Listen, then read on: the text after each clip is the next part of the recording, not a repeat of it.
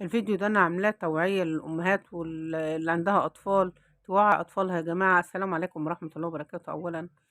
الأطفال دلوقتي بدأوا يجيبوا حاجات زي الرصاص، صواريخ أو مش عارفة طلقة، حاجات كده غريبة بيفرقعوها في الشوارع.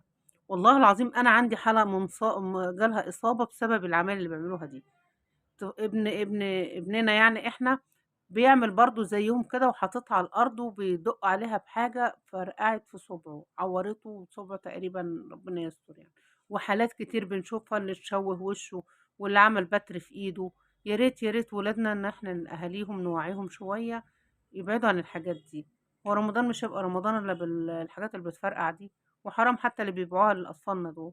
ربنا يحفظهم ويحميهم، ويا ريت اللي عندها ابن والّا بنت تحذّرها إن هي تجيب حاجات من اللي بتفرقعها في الشوارع، الصواريخ والكلام ده كله.